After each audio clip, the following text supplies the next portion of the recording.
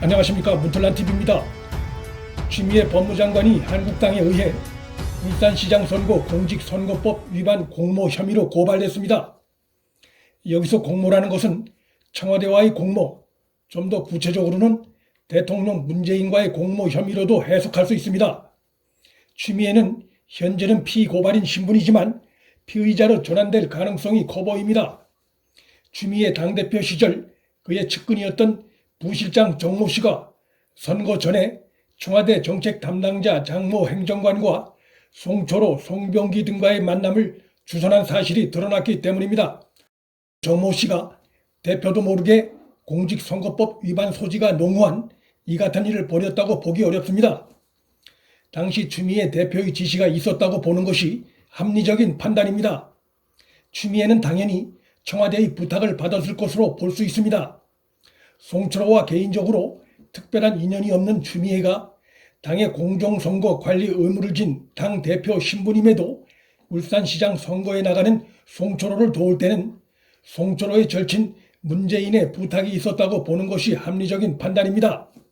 정모 부실장 역시 언론 인터뷰에서 2017년 10월 송철호를 처음 만나기 전까지는 그 이전엔 그를 몰랐다고 밝혔습니다. 결국 문재인의 부탁을 받고 공직선거법 위반 공모 행위를 벌인 것을 충분히 의심할 수 있는 정황입니다.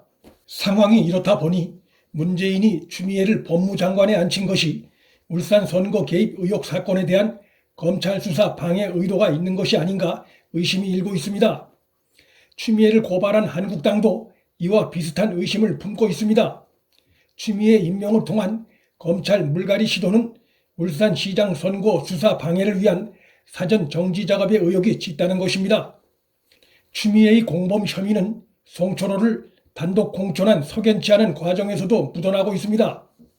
하루 전 자신이 주재한 당 최고회의에서 당내 지방선거 후보 간의 결선 투표까지 거론하며 후보 경쟁 원칙을 밝히더니 불과 하루 뒤에 울산 선거 관련해서 송철호를 단독 후보로 공천했습니다.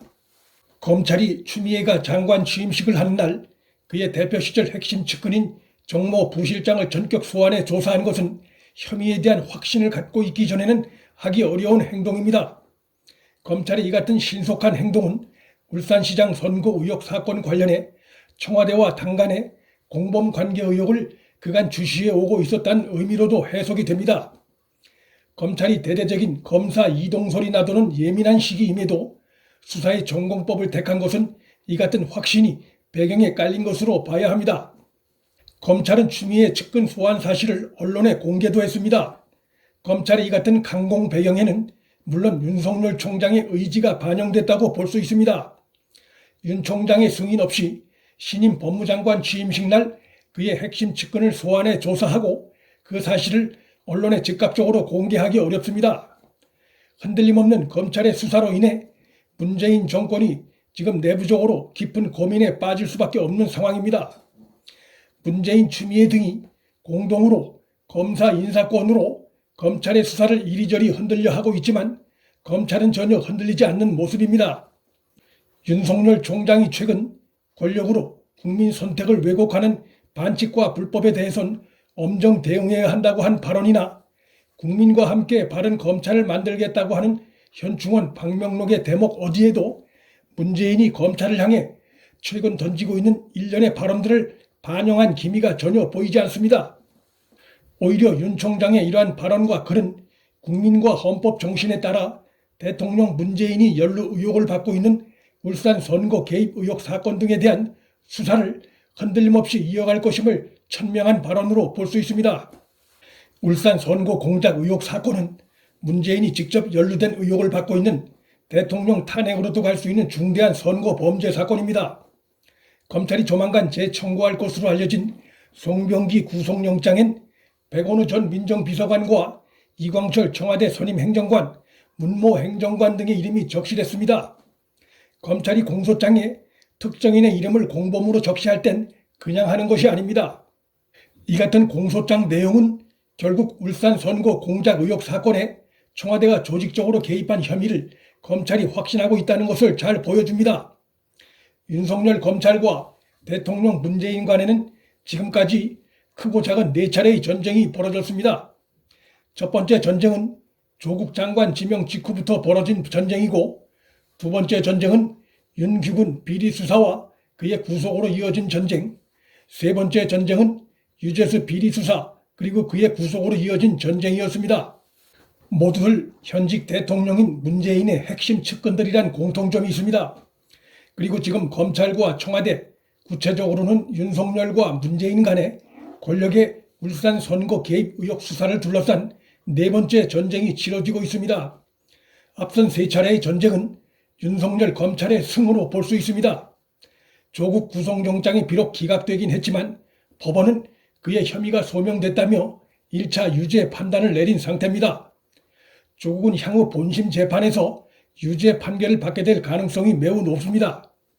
앞선 세 차례의 전쟁과 달리 이번 네 번째 전쟁은 궁극적으로 대통령 문재인을 직접 겨냥할 가능성이 매우 높은 수사이고, 수사 결과에 따라 대통령 탄핵으로 이어지거나 퇴임 이후라도 법적 처벌로 이어질 가능성이 높은 사건입니다. 그렇기 때문에 문재인 정권은 사생결단식으로 검찰 수사 방해를 시도할 가능성이 매우 높고, 지금 나타나고 있는 정권의 전방위적인 검찰 압박 움직임은 바로 그러한 시도를 잘 보여주고 있습니다. 권력의 최정점을 겨냥한 이 전쟁은 윤석열, 문재인, 윤석열 둘 중 한 사람이 물러서지 않는 한, 사라지지 않는 한 끝이 날 수 없는 전쟁입니다. 정권이 대대적인 검찰 인사를 한다고 해도 윤석열이 존재하는 한 정권 핵심의 불법을 겨냥한 수사는 계속될 것이고, 검사들도 윤석열의 수사 지휘를 따를 가능성이 현재로선 매우 높아 보입니다. 국민의 뜻과 헌법을 중시하는 원칙의 윤석열에게 정권의 외압과 회의가 먹혀들 가능성은 0%입니다. 문 정권이 윤석열 총장을 만만히 보고 잘못 보는 큰 실수를 했습니다. 문틀란TV 여기서 마칩니다. 시청해 주셔서 감사합니다.